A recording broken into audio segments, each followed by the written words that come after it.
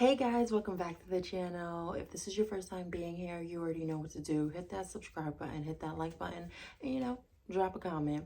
Alrighty, so in this episode, we're going to be talking about Atlanta Housewives. Episode 4.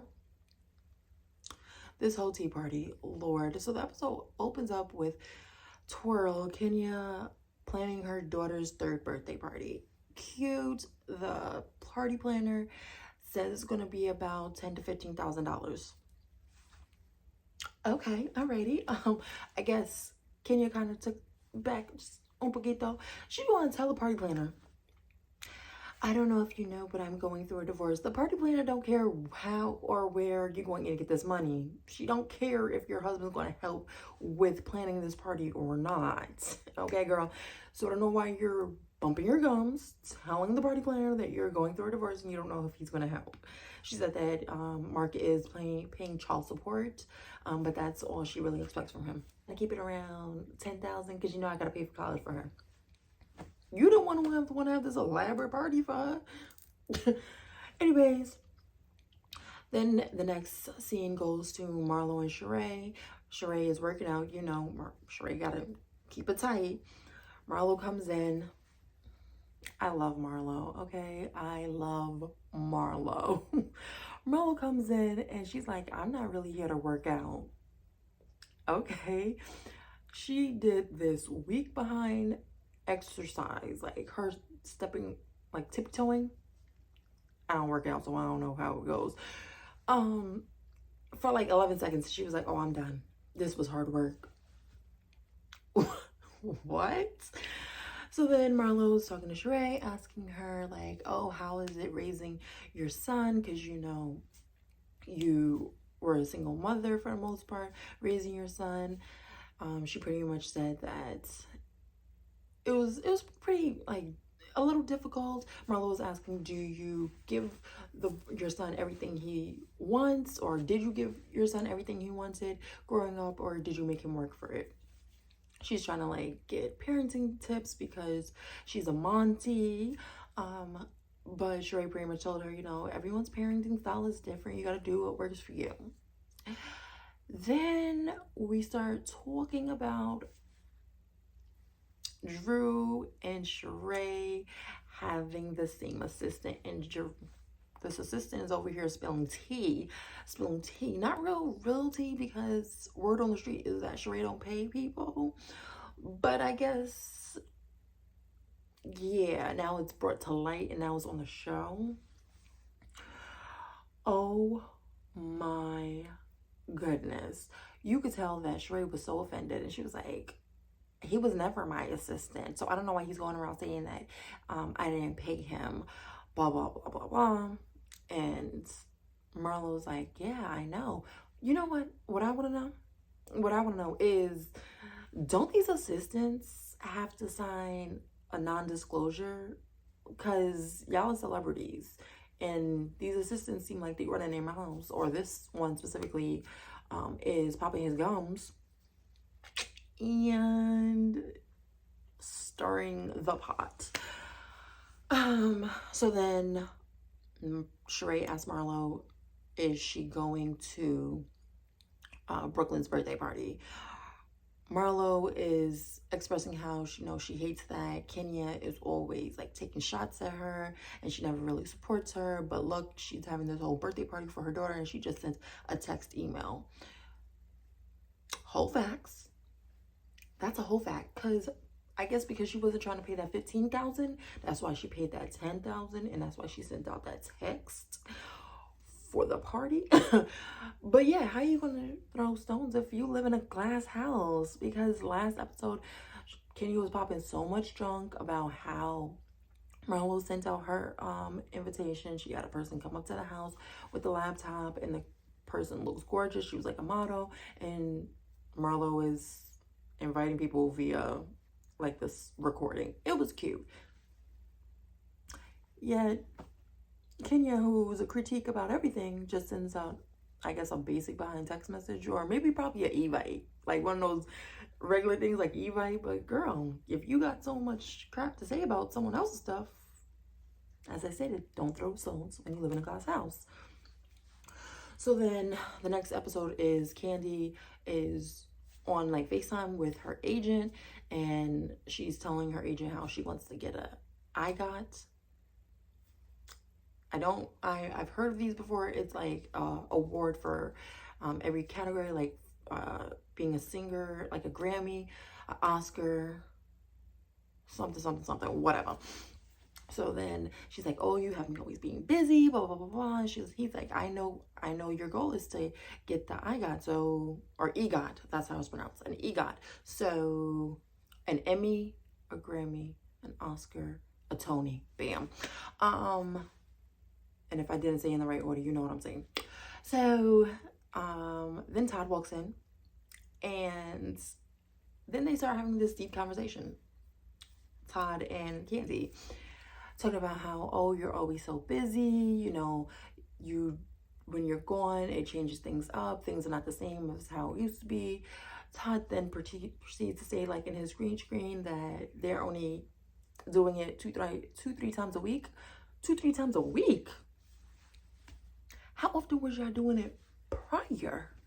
Is what I want to know. And y'all been married for what, like 5-6 years? Not to say that I gotta slow down, but the girl is booked and busy and she always out. How often do you expect it? Lord. But whatever.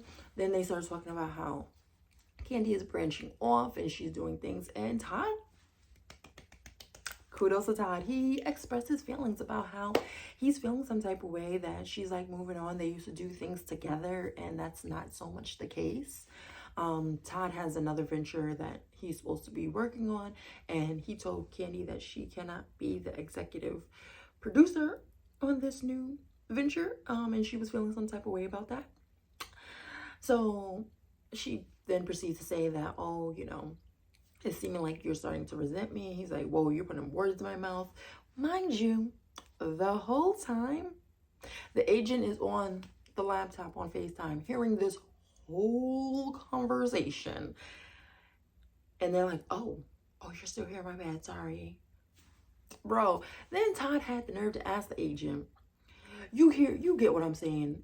Yo, the agent gave the most political answer I have ever heard.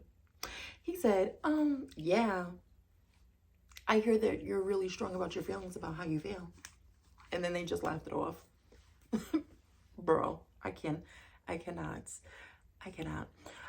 The next episode, next scene, is Drew going to the store to go get Brooklyn's birthday gift with her messy behind assistant.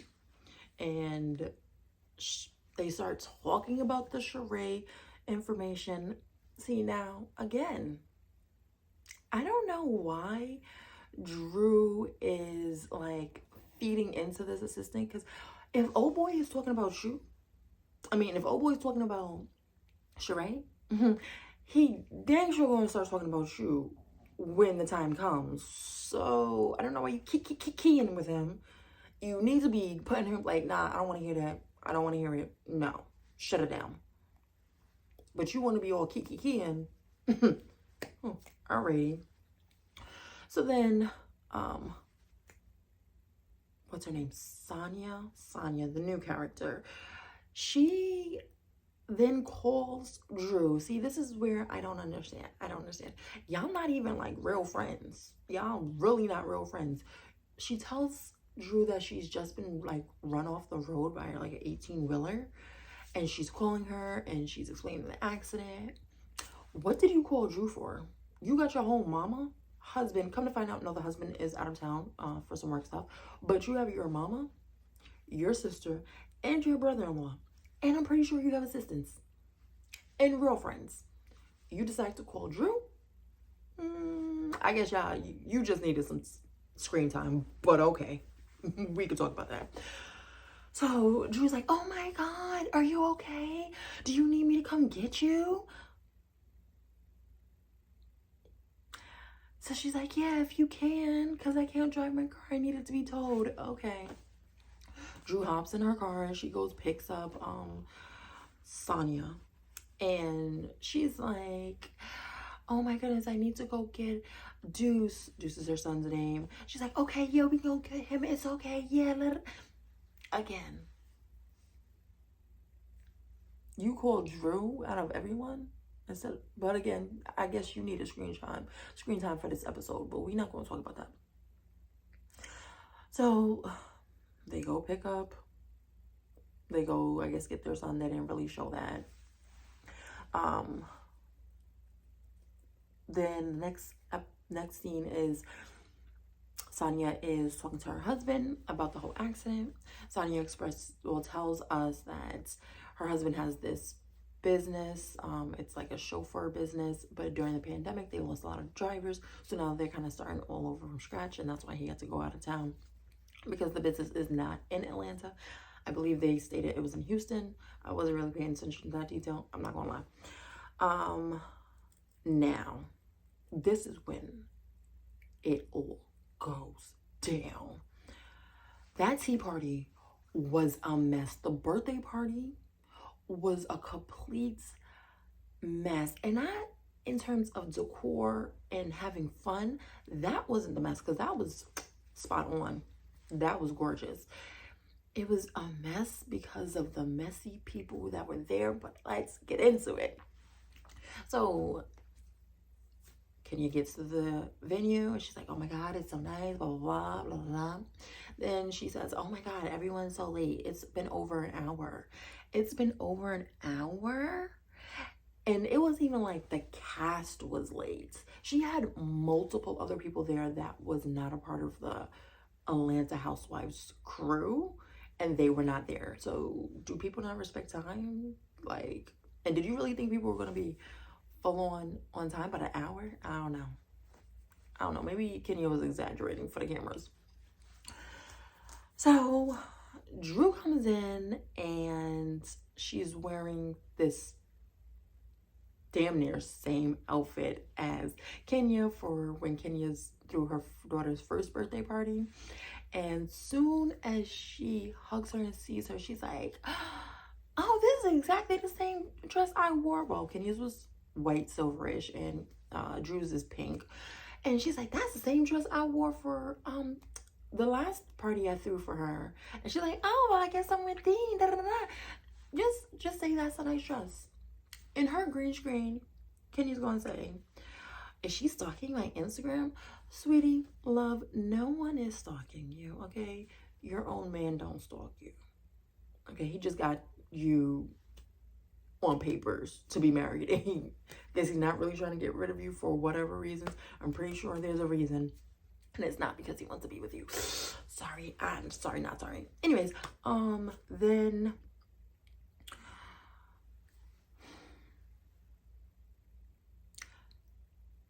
they settle down, they're playing, the kids are enjoying the activities. Marlo is sitting, drinking tea with the little girls. Marlo tells Brooklyn, this is how you drink tea. Not like this, because this is ghetto. I can't. I love Marlo. I love her. I can't. So then Kenya calls everyone to the table so the kids can like go do activities, and she's like, we're gonna play a game. The game is who knows Brooklyn the best. Marlo was getting these answers correct. One of the questions was like, what was her first word? I think she got that one wrong. What was Brooklyn's middle name? I was highly surprised. That means that Marlo really does care, and Kenya be talking crap. They have like a love-hate relationship, clearly. But we're not going to get too much into the whole Marlo and Kenya drama. Then they play this shady game of tea. When they started to initiate the game, talking about we're going to play this game, everyone was like, at a kid's party, we're going to play a shady game at a kid's party. And Kenya's like, no, it's just going to be light fun. No, it's not. You don't know these women. Have you not known? How many seasons have you been on? It's going to get serious. And someone's going to get highly upset. And you already know that Sheree is upset with Drew about talking about her business because you specifically told her not to address Drew about the situation at the party. Now you want to play this shady game. You knew what was going to happen. You knew what was going to happen. So they're playing a little shady game. And one of the tea, it's a secret tea. Someone writes down a little game and whatever. So one of the teas is that Kandi has sucked a male body part in the locker room. When I tell you that Kandi was pissed off, she was pissed off. And then the funny thing is, everyone going around the table like, what? If you were a true fan of Atlanta Housewives, you remember that time when they were on the beach and there was another rumor about Kandi being a lesbian, and everyone was like, who said that? Who said that? I would have sworn I heard Portia say, who said that? There was someone at the table who sounded just like Portia and who said that? So Kandi is pissed off, like, who said that? I've never done that, blah, blah, blah. Why is Kenya so dismissive, and I mean dismissive, of Kandi being upset about this? She was like, we can't linger on to about this too much. You came late. Granted, she did come late. I mean, everyone came late, but Kandi came so late that when Brooklyn was about to make her grand entrance, she was walking in at the same time. So I think Kenya was feeling some type of way about that because she kind of messed up, you know, Brooklyn's entrance. So then the next rumor is, or whatever little piece of paper, it had said, oh, I tried to get some clothes from Marlo's brands and I didn't get an email, or there was no content available, whatever. So Marlo addressed it like a lady. She was like, yes, you email me, and if you meet the criteria, then we do business with you. That's how it works. You just can't order. Okay, Marlo. Okay, I see you, sis. So then the next little then Marlo and Kenya had some words. I don't even know how they even ended up with words. Then she was talking about how what Kenya is wearing is fake and it's fake Chanel, and she's like, no, everything is Chanel. She's like, oh, you said everything's Chanel, even your headband. And she's like, well, no, not the headband. Everyone's tired of their stupid little back and forth. Then it was the cussing. The fact that they were saying the D word, okay, around the kids. I'm like, y'all seem real loud. Y'all don't even worry that the kids can hear y'all. Oh, I don't mind my business. Then Kenya fussing with Marlo, calling her the B word. I'm like, y'all real loud. Y'all not worried about the kids hearing you? Oh, okay. Then we get to the tea. Anyways, so shady behind Drew is gonna write, oh, I know someone here doesn't pay their assistants. Alrighty, so that's where we're going with that. So then Sheree's like, oh, how can you say that? And why didn't you come to me? Drew said, I tried to talk to you last week. She was like, yeah, it was only last week and you have my number. Why didn't you say anything? Simmer down, sis, straight. Why is you so hyped? Only hit dogs holler, okay? Only hit dogs holler. So then Drew's baffled, like, oh, it was just light tea and blah, blah, blah. So then she's like, yeah, I had it to hear it from Marlo, who heard it from Kenya, from Kandi, and then Kandi feels the heat, like, oh, snap. She then proceeds to say that, oh, I tried to give Drew some time. Y'all know y'all just messy. You don't give that girl no time. If you was trying to give her some time, you would have shut your lips, but I'm gonna mind my business. Anyways, so then they really start getting into it. Sheree had brought a friend to the party, and that friend piped up and said to Sheree, are y'all arguing about the guy who wants to be all up in your business, who said that her husband is gay? Oh, okay. Okay. Drew was about to knock that woman's head off. She was like, keep my husband's name out your mouth. What are you talking about? Blah, blah, blah, blah, blah, blah. So then they are able to settle down Drew, and Kenya Twirl has some sense to her, and she says, you need to apologize to her because you're not even hearing her. The issue is with the assistant. The assistant is going around saying that your husband is gay, that he knows that he is gay. You're getting mad at her. And she was like, who said that? What are you talking about? She said, the assistant. So then she's like, oh, I didn't hear her say that. All you heard was husband and you just went off, sis. But okay. So then she kind of calms down. Then she says, well, if you know that he's saying that about my husband, then you should have told me, just like you feel like I should have told you. Sheree's like, you ditzy. I'm like, oh my God. She's like, I'm ditzy. Girl, I can't. I really can't. They really went hard for no damn reason. So then the next scene is, it seems like, oh, the kicker. This was the kicker. So obviously there's people there who are not a part of the cast. This one lady, she clearly got upset because of that little argument. She's like, this is a kid's party.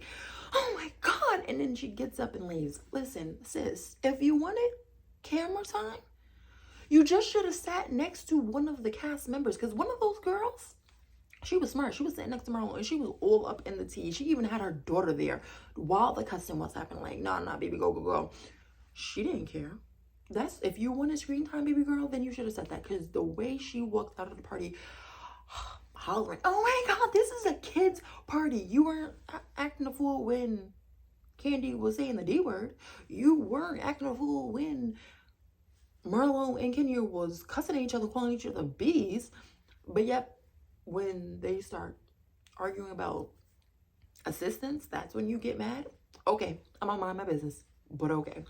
So I don't know. First off, I don't even understand why Kenya was like, I don't even know the word, like comforting her. She's like, don't take offense to it. What is she supposed to be taking offense to?